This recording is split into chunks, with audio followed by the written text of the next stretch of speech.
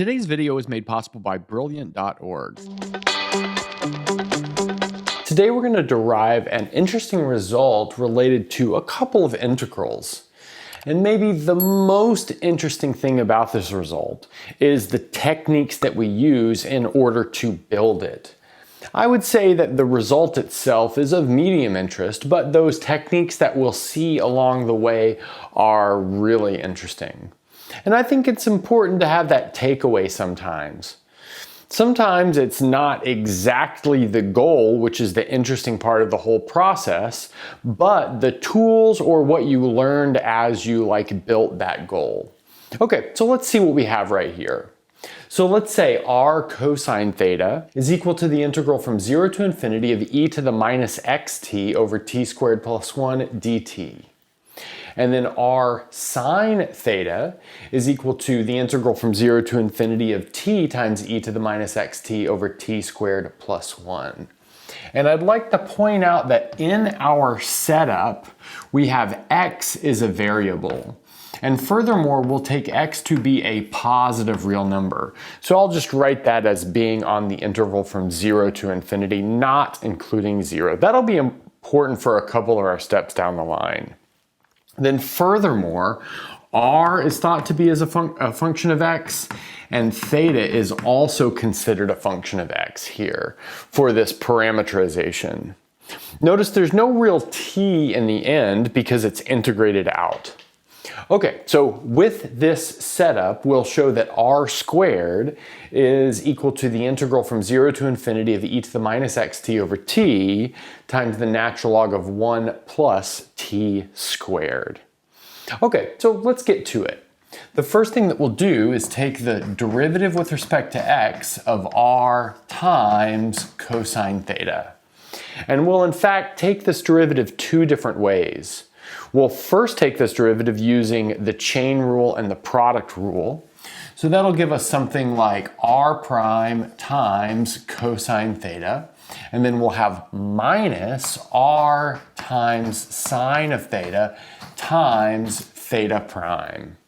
So when we took the derivative of r, we need r prime because r is a function of x. And then when we take the derivative of cosine theta, we get negative sine theta, but then we have to multiply by theta prime because again, theta is also a function of x. Okay, so now let's simultaneously look at this as the derivative of r times cosine theta in terms of this integral.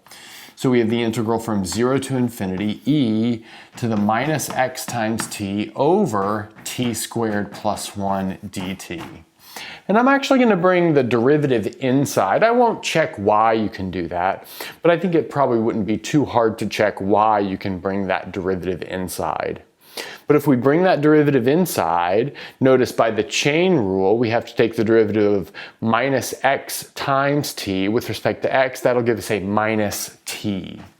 So in the end, we'll have minus, I'll take that minus sign out, the integral from 0 to infinity of t e to the minus xt over t squared plus 1 dt. But now we can rewrite that in terms of our setup over here. That's exactly r times sine theta, well, with a minus sign out front. So we'll have minus r times sine theta. And now the takeaway we want here is the two extreme sides of this equation. So maybe I'll fill those in with this equal sign, and then we'll put a little box around this. So there is the equation that we actually want. But in fact, I'll move some things around here to solve for a certain expression. I'll solve for theta prime minus 1. So let's notice that theta prime minus 1 can be simplified to r prime times cosine theta over r times sine theta. And that's via fairly simple symbolic manipulation. So what we'd probably like to do is move this r sine theta to the other side of the equation and move that r prime cosine over, factor the r sine theta out so we can divide by it. Okay, so let's maybe put a box around this. This will be helpful to keep track of for later. Now, you might guess what we'll do from here, and that is the same sort of calculation, but on r sine theta. So let's do that. We'll take the derivative with respect to x of r sine theta. Just as before, we'll do that two different ways, via the definition and via the product and chain rule. So this will give us r prime times sine theta plus r cosine theta times theta prime. We don't pick up a minus sign there because the derivative of sine is cosine. Okay, then we'll need the derivative with respect to x of the integral from 0 to infinity of t e to the minus xt over t squared plus 1 dt. But just as before, a t will come down, really a minus t comes down. That'll give us a minus t squared right here. So let's do that all at once. So this dx will be applied, we'll pick up a minus sign, and then this t becomes t squared. And in fact, what I'll do is I'll bring this minus sign inside. Okay, so something like that. And now I'm going to do one of our favorite tricks, which is adding the number 0. And we'll add the number 0 as subtracting 1 and adding 1. And then we'll split this into two pieces. So we'll have the integral from 0 to infinity of minus the quantity t squared plus 1 e to the minus xt over t squared plus 1 dt. So that's from this minus t squared minus 1, and then plus the integral from 0 to infinity of 1 times this exponential over t squared plus 1. So that'll be e to the minus xt over t squared plus 1 dt. Okay, but probably one of the most important things to do at this step is to observe that this term right here is exactly equal to our cosine term. So this is r times cosine theta. Hang on there. Before we continue, I want to tell everyone about today's wonderful sponsor, Brilliant.org. Brilliant is a powerful learning tool, and the creators understand that a visual, hands-on approach can be key for making concepts click. Brilliant is constantly updating its library of learning content, which means there's always more to learn. You can explore a variety of topics at any skill level. Brilliant will support you at every step of the way. Brilliant has mathematics content all the way from elementary arithmetic all the way to differential equations, and it even includes abstract algebra as well as techniques for math contests. In addition, Brilliant has courses in physics, computer science, and more. Gradually master whole topics in as little as 15 minutes a day and learn anywhere, anytime, on your phone, tablet, or computer. Brilliant makes learning more like a game, with fun features that let you challenge yourself and compete with others. I recently used their resources as inspiration in my Calculus 2 class, and it gave me some really great ideas that helped my students grasp the graphical interpretation of integrals. But we're scientists here, so you should test it for yourself by going to brilliant.org/MichaelPenn to treat yourself to a unique hands-on experience, a 30-day free trial, and the first 200 people will get 20% off their annual subscription. Thanks again to Brilliant for sponsoring today's video. And then, since this numerator and the denominator can cancel here, well, not the whole numerator and denominator, we're left with an integral which is fairly straightforward. We have minus e to the minus xt evaluated from 0 to infinity. So I won't work that out like carefully, but what we end up with is minus 1 over x. So we have something like that. So let's maybe bring these two things up to build this equation that we have. So extending this off, we have this is equal to r cosine theta minus 1 over x. And maybe I'll put this in the same blue box that we have right there. And now from here, we don't exactly want to solve for theta prime minus 1. We want to solve for something involving theta prime minus 1. So I'll write it out. So we'll have r times cosine theta times theta prime minus 1 is in fact equal to minus 1 over x, and then minus r prime times sine theta. So we build that from reorganizing what's happening in this equation right here. Okay, so that's good. So now let's hang on to these two equations as we move on to the next step. So this is where we left ourselves off. We had an expression for theta prime minus 1 in terms of r prime, cosine and sine. Then we had another expression over here that was quite similar. So now what we'll do is take this expression for theta prime minus 1 and substitute it into our second equation. Okay, so that's going to give us r times cosine theta times r prime times cosine theta over r times sine theta equals minus 1 over x minus r prime times sine theta. Now it looks like some stuff over here on the left-hand side is going to cancel. So let's see how that works out. We'll have this r canceling this r, and that'll leave us with r prime times cosine squared theta over sine theta. So we've got sine theta in the denominator there.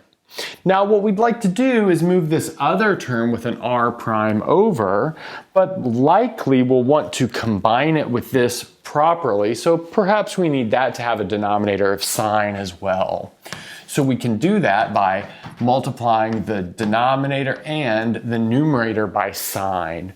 So that leaves us with that expression. Then moving that over, we'll get plus r prime sine squared theta over sine theta. And we have this is all equal to minus 1 over x. Okay, but now let's notice that this expression on the left-hand side of the equation simplifies quite a bit. So let's see what it will simplify to. So we can factor an r prime over sine out of the whole thing. And we're left with our favorite trig identity, the Pythagorean trig identity. So that'll be cos squared theta plus sine squared theta, which of course we know this is equal to just the number 1. And that's regardless of the value of theta. Okay, so what does that leave us with? So over here on the left-hand side, we have r prime over sine theta equals minus 1 over x. That's over on the right-hand side. You might say, well, we're good to go here. We can take the antiderivative of both sides with respect to x, and this is quite simple because we've got an r prime here. But we have to be warned, theta is a function of x, and thus sine theta is also a function of x. So x has more dependency in here than we might think. So the trick here is to multiply by 2 times r, both sides of this equation, and move the sign up, and that'll give us something to work with a little bit better. So here we'll have 2 times r prime equals minus 2 times r times sine theta over x. That's actually pretty good news because this can maybe more cleverly be written as minus 2 over x times r sine theta. And we have an expression for this r sine theta over here. So now we can solve this differential equation. So taking the antiderivative of both sides with respect to x. The antiderivative of this left-hand side with respect to x is simply r squared. That's good because that's what we want. And then over there on the right-hand side, we have to be a little bit more careful. So we're going to take what I call the proper antiderivative, which involves an integral with a variable as one of the endpoints. So in this case, it'll look something like this. We'll have the integral from infinity up to x of minus 2 over u times sine of theta, where now we're using the dummy variable u inside of theta, and then du. So something like this. So notice if you take the antiderivative, you'll eventually replace the u's with x's and we'll be good to go. You might say, well, what about this lower bound of integration? Well, this lower bound infinity of integration is chosen because as the argument of this r sine theta approaches infinity, the whole thing approaches 0. So that's like our initial condition, if you will. Okay, so one last thing that I'll do before we move on to the other board, I'll take this minus sign, have it switch the bounds of integration, and I'll replace r sine theta, I forgot the r here, with its integral formulation. So that'll give me the integral from x up to infinity of 2 over u, and then I have the integral from 0 to infinity of t e to the minus xt over t squared plus 1 dt. Okay, so now let's bring that to the top, and then we're about ready to finish this thing off. This is where we ended up on the last board. I rewrote things a little bit, but this is essentially what we had. The important thing to notice at this stage is that this t squared plus 1 has its derivative in the numerator. Its derivative is 2t. So that motivates us to use something like integration by parts. So I'll rewrite this whole thing as the integral from x up to infinity of 1 over u, and then I have our integral from 0 up to infinity of e to the minus u times t, and then the derivative with respect to t of the natural log of t squared plus 1 dt du. So now let's focus on this inner integral. So this inner integral is with respect to t. And since we have a large portion of it is already the pure derivative of a function, that motivates us to use integration by parts. So let's use integration by parts using the tabular method, or maybe this like di method. So here we'll have a di. So we'll put our function that needs to take the derivative over in the left-hand column and the one that we need to take the integral of in the right-hand column. So this will be e to the minus ut goes here, and then the derivative with respect to t of the natural log of t squared plus 1 goes here. Taking a single derivative here with respect to t gives us minus u e to the minus ut. Taking an antiderivative gives us the natural log of t plus 1. This was built for that antiderivative to happen very easily. Okay. Now from here, we'll match on the diagonals like this. And then, since this gets super complicated as we go down, we'll truncate it right here and match these things straight across, keeping in mind that they're still within an integral. So this is maybe advanced DI method. Then next, we'll alternate the signs, to use the integration by parts formulation. Okay, so let's bring this down. We've got this outer integral first. So the integral from x to infinity of 1 over u. And now we're replacing this magenta box stuff with what is motivated by that chart over there. So we'll first have e to the minus ut times the natural log of t squared plus 1. So that's outside any integral. And then we'll have these two minus signs cancel and plus the integral from 0 to infinity of u times e to the minus ut times the natural log of t squared plus 1 dt. And then that's all within a u integral. And before we forget, this should be evaluated at t equals 0 and as the limit as t approaches infinity. Now evaluating this at t equals 0 gives us the natural log of 1, which is 0. Allowing t to go to infinity, the exponential will dominate the natural log, also giving us 0. So both ways, this thing trends off towards 0. Then that leaves us the following double integral. So it goes from x to infinity of 1 over u, and then from 0 to infinity of u times e to the minus ut times that natural log stuff. But I can take this u here in the denominator and cancel it with this u here in the numerator, and then change the order of integration, which is allowed at this point. So that'll give us the integral from 0 up to infinity, the integral from x up to infinity of e to the minus u times t, natural log of t squared plus 1 du dt. But let's notice that finally, this u integral will only be acting on this exponential. That's because this natural log of t squared plus 1 is constant with respect to the u integral. And it's a pretty easy calculation to show that doing that inner integral will take us exactly to the end here. So in fact, we'll have the integral from 0 to infinity of e to the minus xt over t times the natural log of t squared plus 1 dt. And that finishes this whole thing off. And that's a good place to stop. Thanks for watching and sticking around until the end of the video. And since you're here, don't forget to gently press that like button, subscribe, ring the bell, and select all notifications to never miss a video. If you want to get your name in the credits like you see here, access the live seminar series, review videos before release, and more, go to patreon.com/michaelpennmath and become a Patreon member today. If you want full ad-free course content, subscribe to my second channel, Math Major. I've got courses on linear algebra, complex analysis, and proofwriting, among several others. And that's everything. Bye.